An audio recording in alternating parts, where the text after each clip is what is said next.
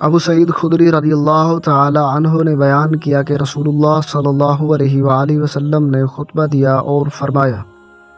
کہ اللہ تعالیٰ نے اپنے ایک بندے کو دنیا میں اور جو کچھ اللہ تعالیٰ کے پاس آخرت میں ہے ان دونوں میں سے کسی ایک کا اختیار دیا،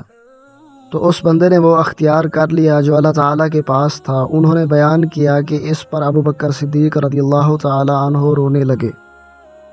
ابو سعید خدری رضی اللہ تعالی عنہ کہتے ہیں کہ ہمیں ان کے رونے پر حیرت ہوئی کہ نبی کریم صلی اللہ علیہ وآلہ وسلم نے تو کسی بندے کے متعلق خبر دے رہے ہیں جسے اختیار دیا گیا تھا، لیکن بات یہ تھی کہ خود آپ صلی اللہ علیہ وآلہ وسلم ہی وہ بندے تھے جنہیں اختیار دیا گیا تھا، اور واقعتاً ابو بکر صدیق رضی اللہ تعالی عنہ ہم میں سے سب سے زیادہ جاننے والے تھے۔ نبی کریم صلی اللہ علیہ وآلہ وسلم نے ایک مرتبہ فرمایا کہ اپنی صحبت اور مال کے ذریعہ مجھ پر ابو بکر کا سب سے زیادہ احسان ہے، اور اگر میں اپنے رب کے سوا کسی کو اپنا جانی دوست بنا سکتا تو ابو بکر صدیق کو بناتا،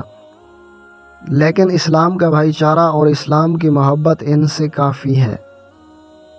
ثواب کی نیت سے آگے شیئر کیجئے، ہو سکتا ہے آپ کے ایک شیئر سے کسی کے دل میں یہ بات اتر جائے۔ جزاک اللہ۔